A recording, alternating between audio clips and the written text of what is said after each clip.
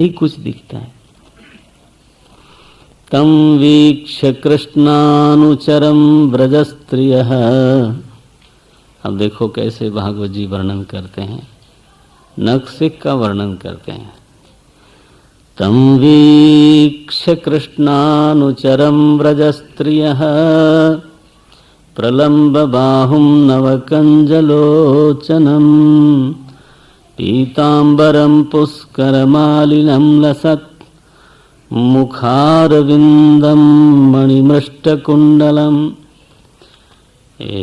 भागवत जी भक्त का वर्णन ऐसा करते, नखशिख वर्णन, श्रृंगार का वर्णन करते हैं। शुचिस्मिता कोयमपीच्य दर्शनः। ये देखने में तो बहुत सुंदर है। कौन है ये? कुतश्च कस्याच्युत वेशभूषणः। इसके गहने भी सब श्री कृष्ण के हैं। भगवान के जो उतारे हुए वस्त्र होते थे, आभूषण होते थे, उद्धव वही पहनते थे। एक अद्भुत व्यक्तित्व है, तो कई बार उसको हम लोग खलनायक बना डालते हैं। ये अपराध है, बचना चाहिए इन चीजों से। भागवत जी ने कैसा वर्णन किया, हम कैसा कर लेते हैं। इतस्म सर्वा परिबुभ्रुरुत्सुकाः तमुत्तमश्लोक पदाम्बुजाश्रयम्। भेंट होती है गोपियों के साथ उद्धव जी की, और एक बड़ा ही दिव्य संवाद वहाँ प्रकट होता है। उद्धव जी देखते हैं गोपियों की भक्ति, वो तो ऐसे एक दूसरे ही मनोभाव में, चित्त की एक बिल्कुल दूसरी भूमि पर वो रहती हैं, उन्हीं की तरह भाव भंगिमा करती हैं। जैसे कि भगवान सामने ही प्रत्यक्ष हो। एक भृंग आ गया जिसको लोग भ्रमर गीत बोलते हैं, तो उसको उलाहना देती हैं, बोले पाँव मत छो, मनाओ मत मुझे, तुमने हमारा अपराध किया है, हम मानेंगे नहीं। और उसको संबोधन करके वो बोलती चली जाती हैं, बोलती तुमने ये किया, तुमने ये किया, कृष्ण को बोलती हैं।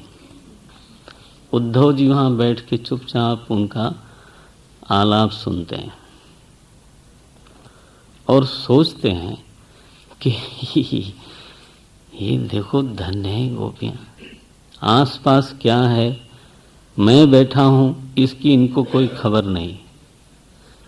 ये अपने मनोभाव में श्री कृष्ण को प्रत्यक्ष देखती रहती हैं और उनसे बात करती रहती हैं, तो उनसे झगड़ती रहती हैं, झगड़ती भी हैं, डांटती भी हैं, रूठती भी हैं, मानती भी हैं। तो इस प्रकार की चित्तभूमि पर गोपियों का निवास दिखाई देता है।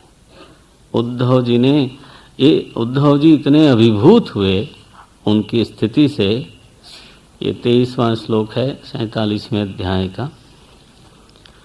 देखो, नंद बाबा को भी, यशोदा जी को भी उन्होंने कहा आप लोग पूज्य हो, आपकी भक्ति ऐसी है। और जब गोपियों को देखा उन्होंने, उनके भाव को देखा, तो फिर से अहो यूयम स्म पूर्णार्था, बोले आप लोग तो कृतार्थ हो। अहो यूयम स्म पूर्णार्था भवत्यो लोक पूजिता, आप लोग तो लोक पूज्य हो। आपका जो भाव है वो इस लोक का नहीं है। व्यवहारी मन ऐसा भाव नहीं रख सकता। जब तक भगवान की भक्ति में पूरी प्रगाढ़ता न आवे, व्यक्ति लोक भूमि को छोड़ ही नहीं पाता। और यहाँ मजा ये है कि गोपियाँ लोक भूमि पर रहती नहीं। वो बिल्कुल उनकी चित्त भूमि में कृष्ण महाराज विराजते रहते हैं। जब वो गोकुल में थे, ब्रज में थे कृष्ण, तब भी ऐसा होता था। जब वो चले जाते थे ना वन में, तो गोपियों को उस समय प्रत्यक्ष दिखते रहते थे, हालांकि वो वन में नहीं होती थी, प्रत्यक्ष दिखते थे। आप पढ़ना, आपस में वो लीला करती हैं, उनकी बांसुरी सुनती हैं। वो तो जंगल में है, ये महाराज घर में है, फिर भी मनोदृश्य बने रहते हैं भगवान उनके। तो यहाँ जब देखा उन्होंने तो क्या बोलते हैं उद्धव जी, उद्गार देखिए। अहो यूयमस्म पूर्णार्था भवत्यो लोक पूजिताः वासुदेवे भगवती यासामित्यर्पितं मनः दानव्रत तपोहोम जपा स्वाध्याय संयमैः श्रेयोभिर्विविधैश्चान्यैः कृष्णे भक्तिर्हि साध्यते। बोले आप लोग पूज्यतमा हो, पूरी दुनिया आपका पूजन करे इस लायक हो। वासुदेव भगवान में जिसकी ऐसी समर्पित वृत्ति है, धन्य हो आप लोग। सारी साधनाओं से एक ही चीज सिद्ध होती है, वो है प्रभु की ओर बहने वाली प्रगाढ़ भक्ति वृत्ति, प्रेमा वृत्ति। प्रभु की ओर बहती रहे, बहती रहे। जैसे गंगा जी समुद्र की ओर बहती हैं, वैसे हमारी वृत्ति प्रेम का जल लिए हुए प्रभु की ओर बहे बहे बहे। ये तो सिद्धि है, ये तो साधन नहीं है। नहीं बहती इसलिए साधन करना चाहिए। हमारे वृत्ति में पता नहीं क्या क्या बहता है और हमारी वृत्ति एक तरफ बहती नहीं, कभी इधर जाती है, कभी उधर जाती है, कहीं पहुंचती नहीं। माने ये कोई कह दे कि विषय की ओर बहती है, तो विषय में भी किसकी ओर बहती है आज तक तय नहीं हो सका। विचित्र है। इन लोगों की वृत्ति ऐसी है, निरंतर प्रभु की ओर बहती है। बोले यही तो साध्य है। डीप अप्रिशिएशन, एक गहरा अभिनंदन भाव जगा है तो उद्धव जी के मन में। आप जानते हो, जिस चीज के प्रति हमारे मन में आदर भाव होता है, अगर मैं वही चीज दूसरे में देखता हूं तभी अभिनंदन कर सकता हूं। नियम है ये, बिल्कुल ये नियम है। You can not appreciate everything, one can only appreciate something in others जिसको पहले वो स्वयं बहुत बड़ी चीज मानता हो। देखो विद्या को लोग अप्रिशिएट नहीं कर पाते अगर विद्या के प्रति बहुत भाव ना हो। बोले क्या यार इतना पढ़ लिख के क्या होगा। उससे एक महात्मा जी ने अभी कहा सिद्धबाणी में, तो बोले कि विद्वान बनने से क्या होता है, अपना साधन भजन करना चाहिए। हमने कहा आपके एंगल से भी ठीक है। जिसके प्रति आपका आदर भाव है वही आप देखोगे, तभी आपका मन मानेगा। चाहे आप न करते हो, लेकिन आपका आदर भाव अगर उस चीज में है तभी दिखोगे। कोई समाधि में बहुत आदर भाव रखता हो और स्वयं समाधि न भी करता हो, लेकिन किसी समाधिशील पुरुष को देखेगा तो आदर भाव जगेगा। 2 घंटे ध्यान करते हैं, 3 घंटे करते हैं, 6 घंटे करते हैं।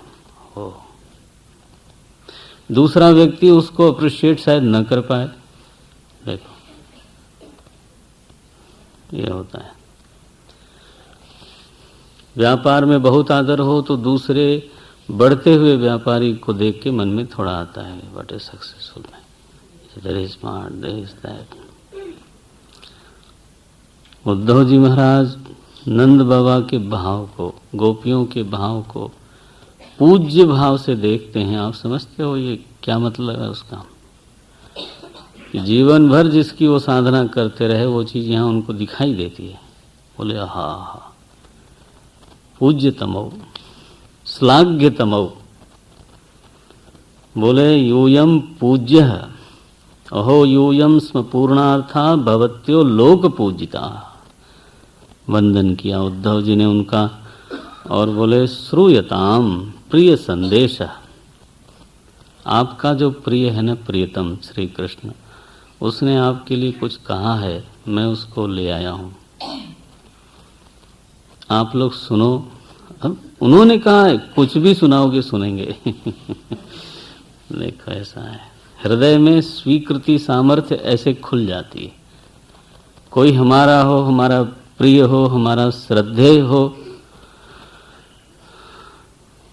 प्रायः जो बुद्धि है वो किसी चीज को स्वीकार करती है। प्रायः बोल रहा हूं, प्रायः जो हमारी बुद्धि है वो किसी चीज को स्वीकार करती है यदि वह चीज, वह बात युक्ति संगत हो, तर्क सम्मत हो, it appears logical, then sometime माने we are able to accept it. ये एक नॉर्मल सिद्धांत है। दूसरी बात क्या है,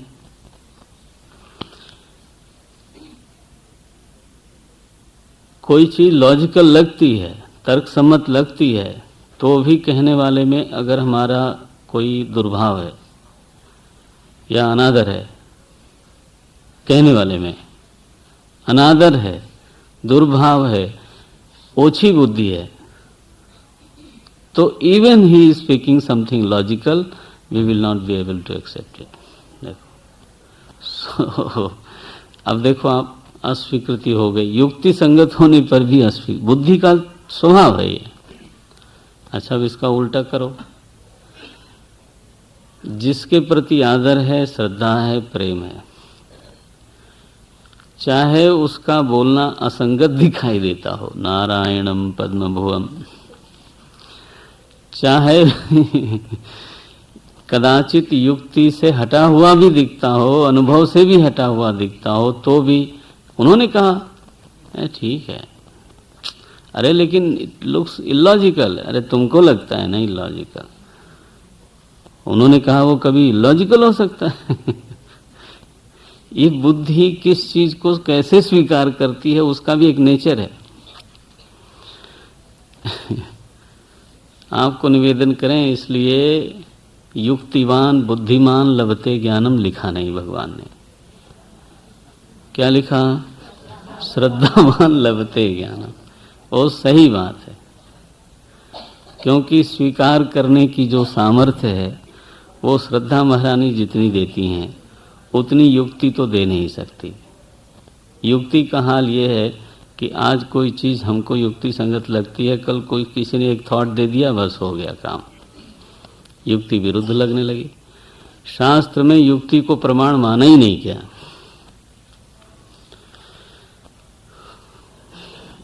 महाराज जी बोलते थे तो खाना पकाने में कलछुल चलाई जाती है इसलिए कि वो जल न जाए, बस इतना ही युक्ति का काम है। पक जाए कायदे से, आग न नीचे हो और आप चलाते रहो जनाब, जीवन भर चलाते रहते हैं कई लोग। बुद्धि चलाते रहते हैं, कुछ पक के देता नहीं। उनसे पूछा जाए कुछ पकाया, 40 साल हो गया, 50 साल हो गया, बोले क्या पकाया, मैं तो केवल अभी बहस करो तो कर लूंगा। चलो जी, I am a good debater. Debate करने से कुछ आज तक पका है? टीवी पर में मुकाबला या ये सब अब तो देखा नहीं जाता। आप देखो जरा, कुछ भी पक के आता है क्या? वो 3 डिबेटर होते हैं, तीनों अपनी जगह पर एकदम धनुष ताने खड़े रहते हैं। निर्णय कुछ नहीं होता। सो प्रिय संदेशो भवती नाम सुखावह, आपके सुख के लिए आपके परम प्रियतम भगवान श्री कृष्ण ने एक संदेश भेजा है, आप उसको सुनो। यमादायागतो भद्रा, उसी को तो लेके मैं यहाँ आया हूँ। हे भद्रा, हे मंगलमयी गोपियाँ, यम आदाय आगतः अहम भर्तुर्रहस्करः, मैं तो अपने स्वामी का ये गुप्त काम करने के लिए आया हूँ। रहस्करः माने गुप्त कार्य काम। उन्होंने चुपके से मुझे कहा कि मेरी प्रेयसी वहाँ विरह ज्वाला में तप्त हैं, तो ये संदेश ले जाइए। मैं तो उनका संदेश वाहक हूँ। और जो सारे तत्पर हो गई सुनने के लिए, तो उद्धव जी ने शुरू किया सुनाना। और यहाँ व्यास जी ने एक कमाल किया। अब यहाँ आगे लिखना चाहिए उद्धव उवाच, क्या लिखा? भगवान उवाच। तो ये लाइव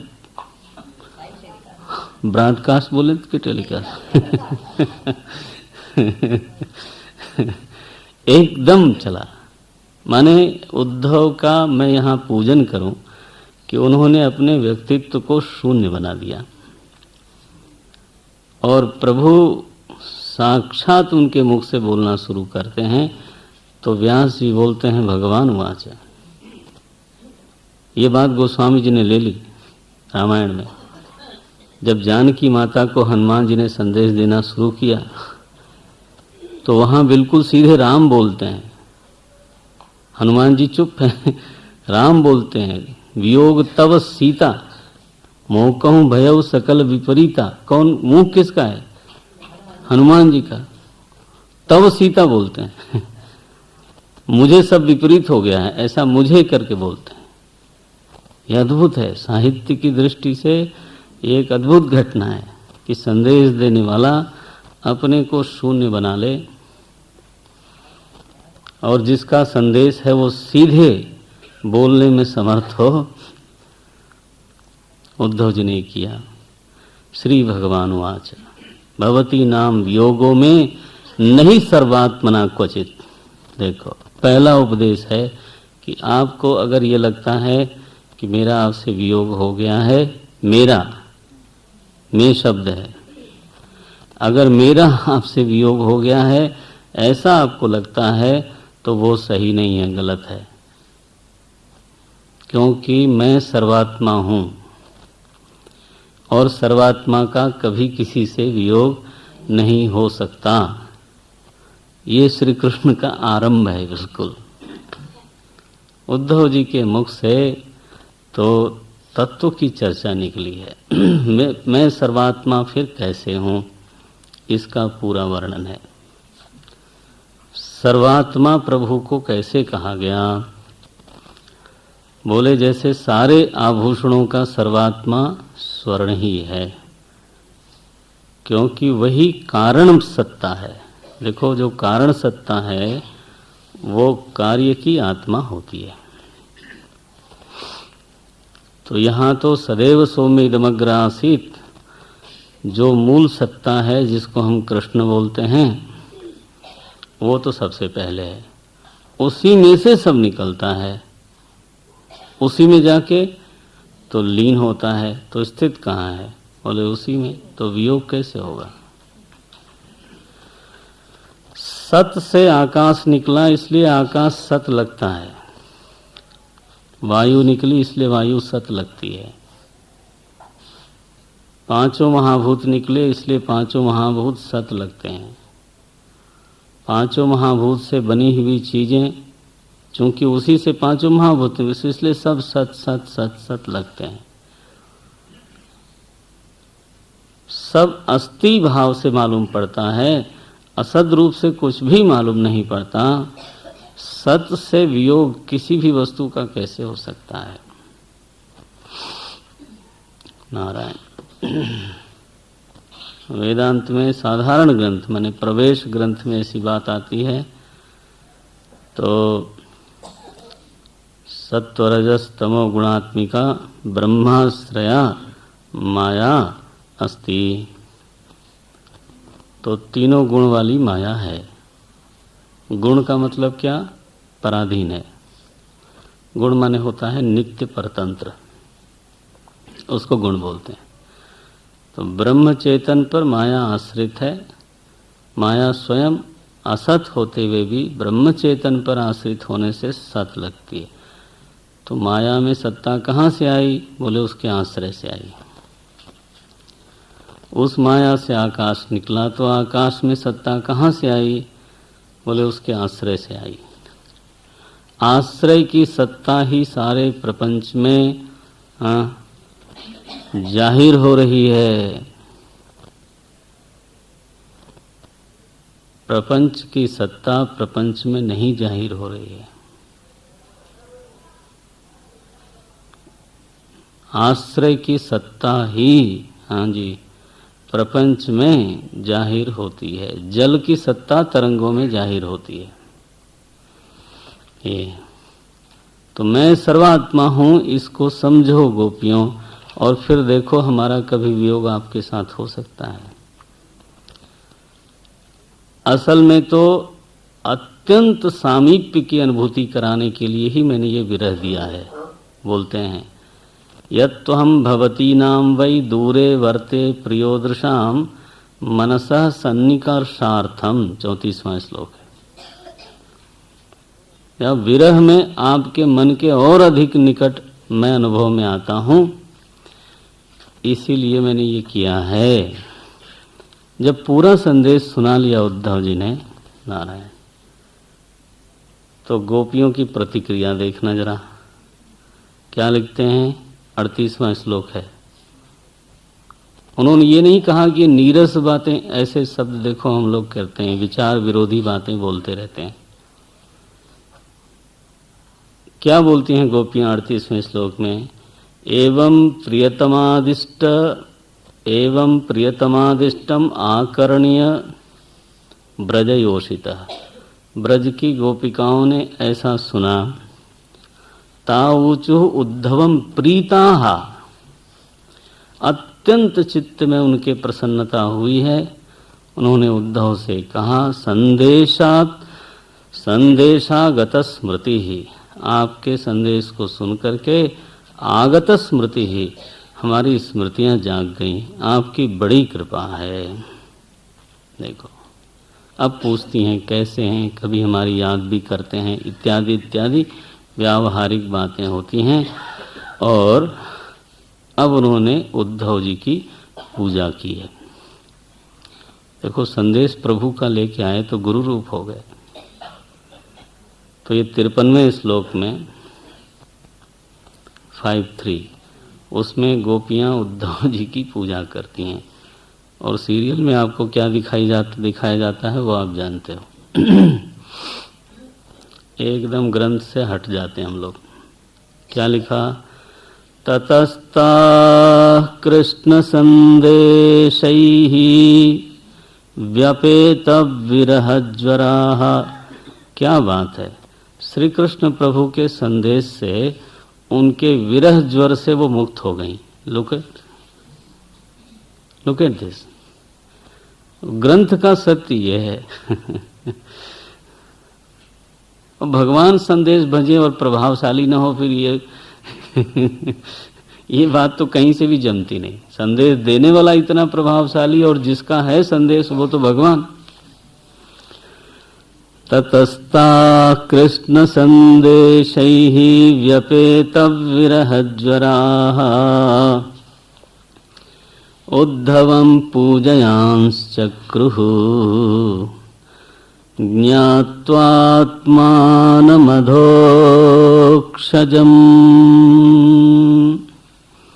क्या बात है। ज्ञात्वा, गोपियों ने जो संदेश सुना ना प्रभु का, तो अब देखो तैयारी कितनी है। गोपियों को ज्ञान हो गया। किसका ज्ञान हुआ? प्रभु का। प्रभु के तत्व का भी ज्ञान हो गया। प्रभु के महत्व का ज्ञान तो था उनको, तत्पद का वाच्यार्थ तो बिल्कुल मालूम था उनको। अब लक्ष्यार्थ मालूम है। क्या बोलते हैं? ज्ञात्वा आत्मानम अधोक्षजम। देखो अपने को श्री कृष्ण, अपनी आत्मा को ही श्री कृष्ण रूप में उन्होंने जान लिया।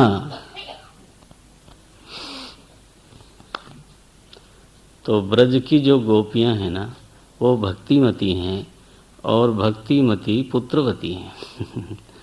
उनको बिल्कुल ब्रह्मात्मय की बोध है। देखो पढ़ के देखो आप, ये छंद दोहे के चक्कर में नहीं पढ़ना चाहिए। जो मूल ग्रंथ है उसको देखो आप। ऐसे बोलते हैं, उवास कतिचिन्मासान् गोपीनां विनुदच्छुचः। क्योंकि भगवान ने उद्धव जी को आदेश दिया था कि उनका ताप दूर करना ये आपका काम है, उनका संताप दूर करना ही आपका काम है। तो उद्धव जी रहे वहां। कितने रहे? कति मासान कुछ महीनों रहे। किस लिए रहे? विनुदत छुचः, गोपियों के चित्त को नंदित करने के लिए, आनंदित करने के लिए, उनके ऊपर कृपा करते हुए देखो उद्धव जी कुछ दिनों तक व्रज में निवास करते हैं। और उस निवास में करते क्या हैं? बोले वहां जाते हैं जहां कृष्ण ने लीलाएं की, वो सुनते हैं जो लीलाएं उन्होंने की, और आनंद है। स्वयं भक्त हैं और भक्ति के पूरे वातावरण में हैं, सराबोर हो गए। कृष्ण लीला कथाम गायन रमयामास गोकुलम। मथुरा की उनको याद भी नहीं आई कि नगर वाले कैसे रहते हैं। No nothing. लिखा रमयामास। जब काफी दिन बीत गया तब उद्धव जी ने नंद बाबा से तो विदा ली। बोले बाबा अब मुझे जाना चाहिए मथुरा में। भगवान ने जिस प्रयोजन से भेजा था मुझे लगता है लगभग वो हो गया। नंद बाबा से विदा ली, गोपियों से विदा ली और उनका वंदन किया है। क्या लिखते हैं देखो, उन्होंने पूजा की, इन्होंने वंदन किया। वंदे 63वां श्लोक है। वंदे नंद व्रज स्त्रीणाम पादरेणुमभीक्ष्णशः। आपकी चरण धूल इस सिर पर लगाने लायक है। आपका भाव इतना, तन्मयता इतनी, शरणागति ऐसी, एक संदेश में ज्ञान हो गया। बताओ कैसी बात है। वंदे नंद व्रज स्त्रीणाम पादरेणुमभीक्ष्णशः यासां हरिकथोद्गीतं पुनाति भुवनत्रयम्। तो तीनों भुवन को, त्रिलोक को आपके चरित्र पवित्र करते हैं। हे व्रज स्त्रियों, मैं आपकी पाद रेणु को सिर पर धारण करता हूँ, चरण धूलि को सिर पर धारण करता हूँ। इस तरह से आज्ञा ली जब उन्होंने, तो पूरा व्रज उद्धव जी को गांव के बाहर तक छोड़ने आया। नंद बाबा सबके मुखिया हैं, तो वो रास्ते के लिए ढेर सारी सामग्री ले करके तो छोड़ने के लिए जाते हैं। और क्या मांगते हैं? अद्भुत है। वो कहते हैं उद्धव जी, सच बात यह है कि हम कुछ नहीं चाहते, मुक्ति भी नहीं चाहते। हमारी एक एक वृत्ति, हमारी एक एक इंद्रियों की चेष्टा श्री कृष्ण के लिए है, उसी में तन्मय रहे, बस ये हमारी इच्छा है। हमारा कर्म, हमारा भोग, हमारा मानसिक व्यापार। देखो श्लोक, भक्ति का स्वरूप क्या होता है इन भक्तों ने बताया। ये जो भक्त लोग हैं ना, यही बताते हैं, जी के बताते हैं और फिर जिए हुए को बोल के बता देते हैं। क्या बोलते हैं ये? मनसो वृत्तय न स्युः कृष्ण पादाम्बुजाश्रयाः। श्री कृष्ण के चरण कमलों का आश्रय लेकर के ही हमारी एक एक वृत्ति मन की उठे और उन्हीं में लीन हो। मैं ऐसा मन नहीं चाहता जो कृष्ण से हट के चलता हो। मनसः वृत्तयः नः, हमारी जो मन की वृत्तियां हैं वो ऐसी रहें, और जो हमारी वाणी हो उसमें प्रभु निवास करें, उसमें खटर पटर न निवास करे। वाचो अभिधाय निर्नाम, वाणी में तो मेरे प्रभु का नाम हो, उनकी लीला हो, उनकी कथा हो। फिर कायस्तत् ब्रह्मणादिषु, और काया से जो चेष्टा हो वो उनकी सेवा रूप हो। मन की वृत्तियां प्रभु का आश्रय लेकर के संचार करें। वाणी में